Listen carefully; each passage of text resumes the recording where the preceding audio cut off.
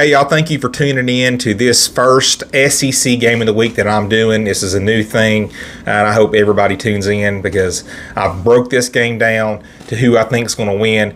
And the game that I'm doing is Notre Dame at Texas A&M. Man, it is going to be a great game. College Station this Saturday, 7:30. Right now, A&M is favored by 3 points. It is going to be a close game. If you're looking for a blowout one way or the other, I think you're going to be disappointed because these teams are very evenly matched, in my opinion. It is going to be, you got two really good football teams playing against each other, and I cannot wait to watch this game. Let's start with Notre Dame and kind of talk about Notre Dame in this game. They're bringing back a really good defense. Last year, they were the number 5 total defense in the country. That's phenomenal. A top 5 defense in the country. The defensive line and the secondary are the strong position groups on that defense, and they're the two best position groups on their team, in my opinion. They got All-Americans in the secondary and the defensive line. And they're stout there. Offensively, they were 29th last year. They ran the ball very effective. They had a great offensive line last year that really ran the ball well. Passing, they kind of lacked a little bit. They weren't bad, but I thought with Sam Hartman being their quarterback, they'd have better numbers. As far as their portal class, it was the 41st portal class. I thought those numbers were kind of a little bit off because I didn't think the portal class was that bad. It was just the fact they didn't sign that many players. Notre Dame had a lot of good players coming back, so they didn't feel the need to go out here and get 20 players like Ole Miss did, right? So they only signed 8 players. So they were very selective of the players that they got, and the players that they got were really good. For example, Riley Leonard, the number 1 quarterback in the portal class, they got him from Duke. Everybody wanted him. They got him. That was a huge need. Dual threat quarterback. Chris Mitchell, receiver. They really needed a good receiver. They struggled at receiver last year. Chris Mitchell, he caught over 1,100 yards last year at Florida Atlantic. So big get in him. And then they had the 9th overall recruiting class this year. So Marcus Freeman has put together another good recruiting class. I'm a big fan of Marcus Freeman. I think the program for Notre Dame is ascending, and it's in good hands with Marcus Freeman. Now let's talk about Texas A&M, coached by Mike Elko, his first year.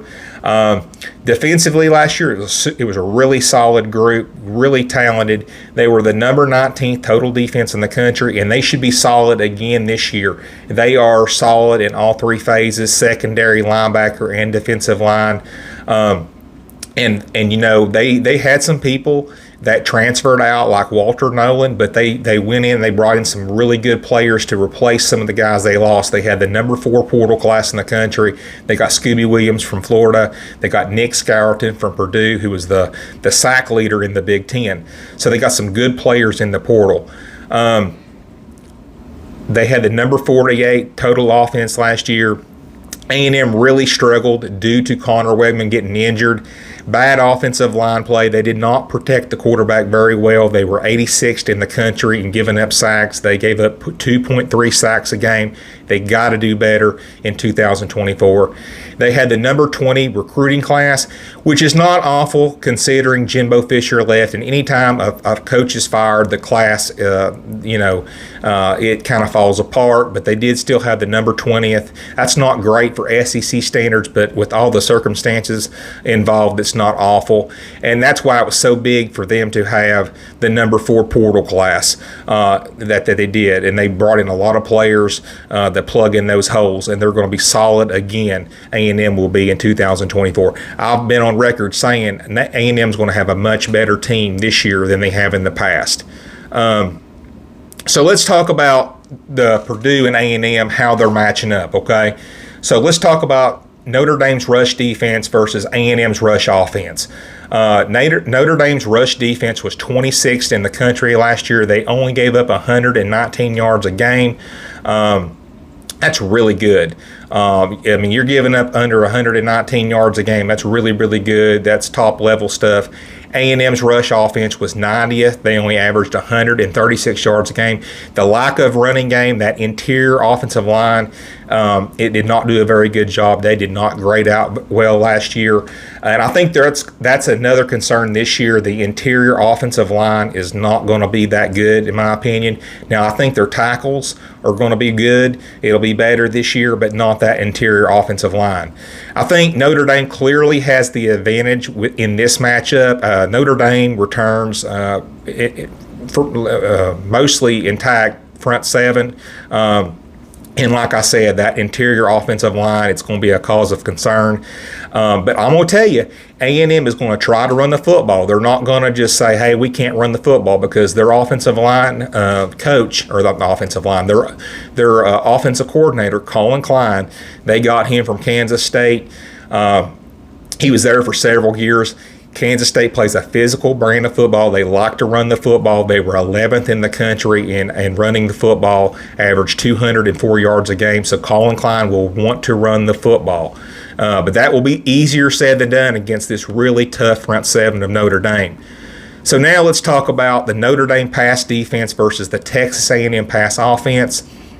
The Notre Dame pass defense was third last year. Man, you don't get no better than that hardly. They only gave up 157 yards a game. They had, and the reason that they were so good was because that secondary is lights out solid. The defensive line is really, really good. They get after the quarterback.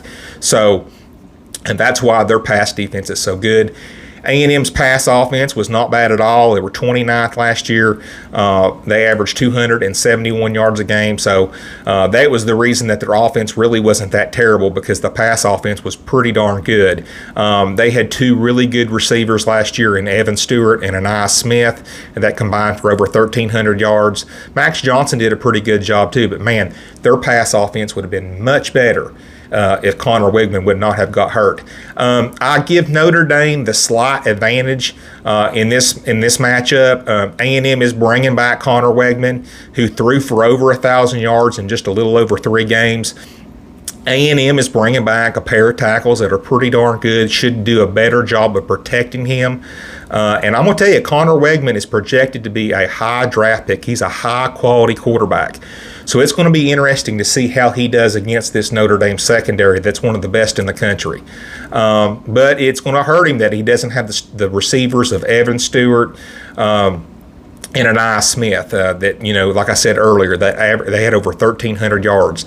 They are bringing back some receivers that got like 400, 500, 600 yards. So they still got some very competent receivers on that team, but there's not a lot of star power. Let's see if they have that this year. But I give Notre Dame the slight advantage in this just because of that defensive line and that secondary. I think I'll give them a slight advantage. Now let's talk about the Notre Dame rush offense versus the Texas A&M rush defense. Notre Dame's rush offense last year was 27th. They ran the ball pretty darn well last year. They were 27th. They had 186 yards a game. That's pretty solid. A&M's rush defense was at another level. They were even better. They were 13th. They only gave up 109 yards a game. And that's really what surprised me about Tennessee in this game. We could not throw the ball on them, but we ran the ball for over 200 yards on that Texas A&M defense. That really surprised me because we were really the only team that did that to them last year. I like A&M in this matchup. I think they got the advantage. Even though Notre Dame ran the ball well in 2023, they are going to be replacing 2 of their tackles. And even though A&M lost Walter Nolan, who in my opinion was the best interior defensive lineman in the country, they're still very talented on that defensive line. Like I said, they went out and got Nick Scarleton. They still have a ton of talent coming back on that defensive line. I think they're going to be able to hold Notre Dame's running game in check. I give A&M the advantage in the rush offense versus the rush defense in that aspect. Now, let's talk about the Notre Dame pass offense versus the Texas A&M pass defense. Notre Dame's pass offense was 48th last year, 247 yards, and that was that kind of surprised me with Sam Hartman coming back, the quarterback from Wake Forest. He's a very high-level quarterback. He's really, really good. He's thought very highly of. But what really hurt them was the lack of receivers getting separation, making plays. This year, Notre Dame's got a better receiving group. So I think they're going to definitely be better this year than they were last year. A&M's pass defense Last year was 37th. It's pretty good, respectable. They, especially in the SEC, they only gave up 207 yards a game. In this matchup, I will say Notre Dame, like I said earlier, they have a better wide receiver room this year than they gave Sam Hartman. I think Riley Leonard. I think Riley Leonard is going to have a better wide receiver room. And Notre Dame didn't have a great portal class, but let me tell you, they got the best QB, like I said, in Riley Leonard and Chris Mitchell. Like I said earlier, dude had over 1,100 yards receiving. He's a star power type receiver. He's a guy that can make a huge difference. So Notre Dame's going to be better in this regard. They're not going to be 48. They're going to be better. But I just think A&M, I think that defensive line, I think with Nick Scarlton and the fact that, he led the Big Ten in sacks last year, they've got a very good defensive line that can get after the quarterback. I think the A&M home field advantage, 100,000 people with a Notre Dame's replacing 2 tackles that have never really been in a ruckus environment before against a really good SEC defensive line. I think I like A&M in this matchup.